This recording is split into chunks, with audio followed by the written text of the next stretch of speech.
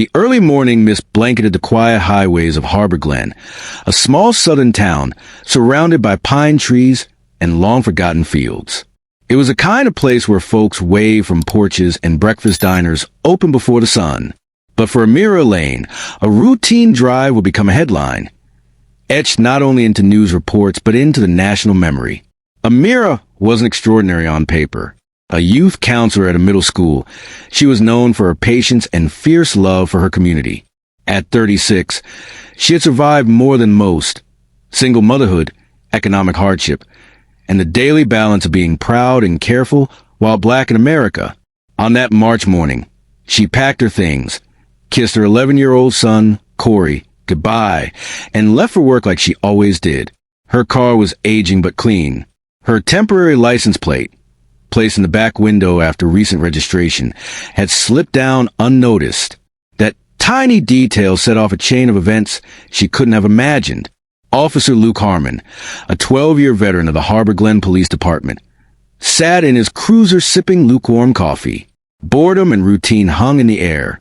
When he saw Amira's car pass by without a visible plate, he flicked on his lights and began to follow. Dispatch Unit 11 here. Initiating a traffic stop on a silver Nissan.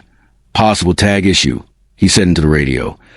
Amira noticed the lights behind her and sighed, her pulse quickening.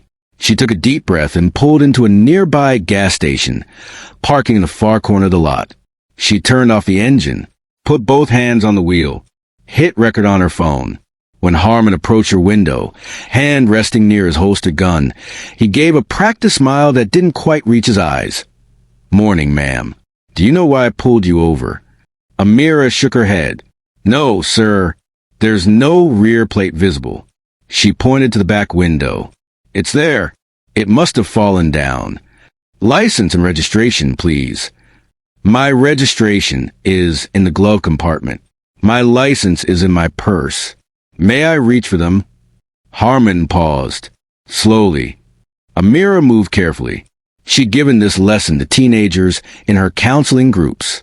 Be calm. Move slow. Record everything. Now she was living the moment she feared for them. She handed over the documents.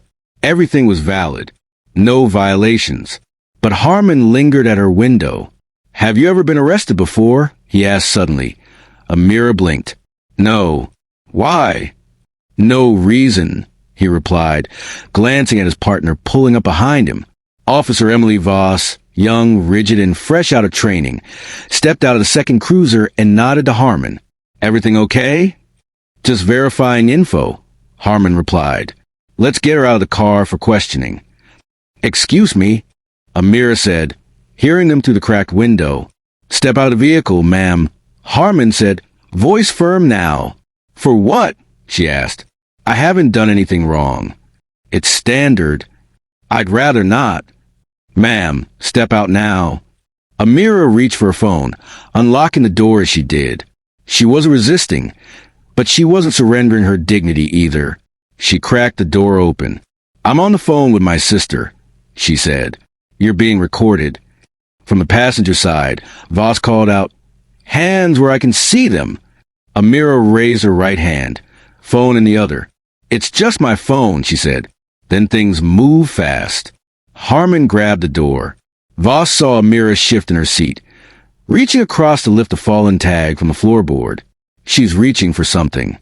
Voss yelled, "No, I'm not." Amira's voice trembled. Voss, reacting out of fear, or something deeper, fired her taser. The barbs hit Amira's jacket, jolting her back. Harmon, already tense, saw her move again, jerky from the taser, and drew his gun. 2 shots. The sharp crack of gunfire cut through the morning stillness. Amira collapsed over the center console. Blood soaked through her sweater. The phone hit the floor, her sister's scream still echoing from the speaker. In the stunned silence that followed, neither officer moved for a moment. Voss's eyes widened in horror. Harmon's hand shook as he lowered his weapon. Amira moaned. "You shot me. I didn't do anything."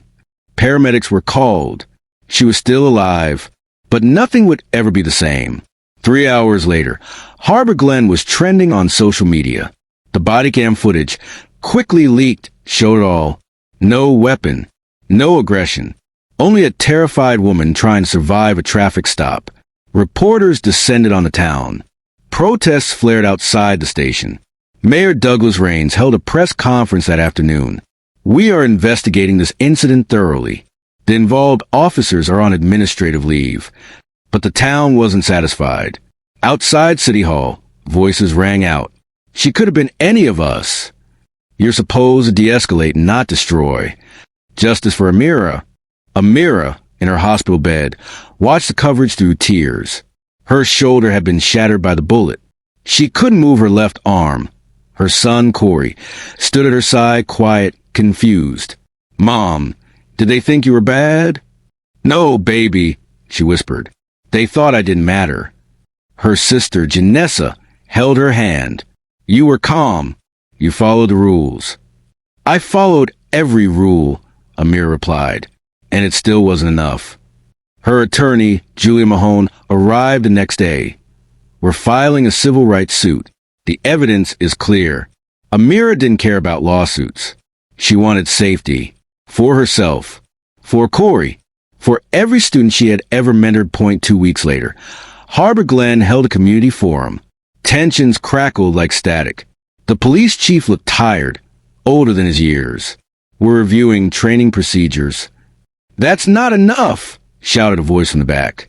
How many more women have to bleed before you believe us? A teen stood to speak. She helped me get through middle school. I used to think I was worthless. She made me feel like I mattered. Now you treat her like she's disposable. The crowd rose to its feet.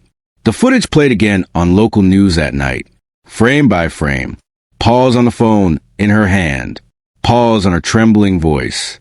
Pause on the moment her body drops.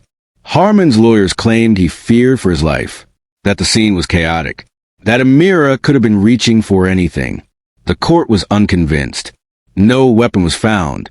No aggression was shown. Just panic. Just instinct. Just a trigger pulled too fast.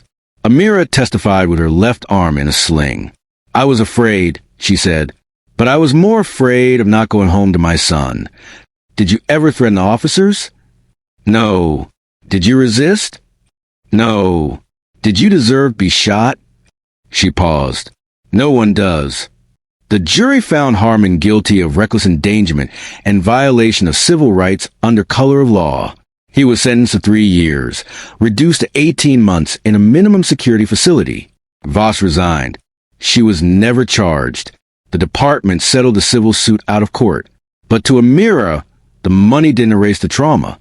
1 year later, Amira stood in the library of Harbor Glen Middle School, speaking to a new group of 8th graders.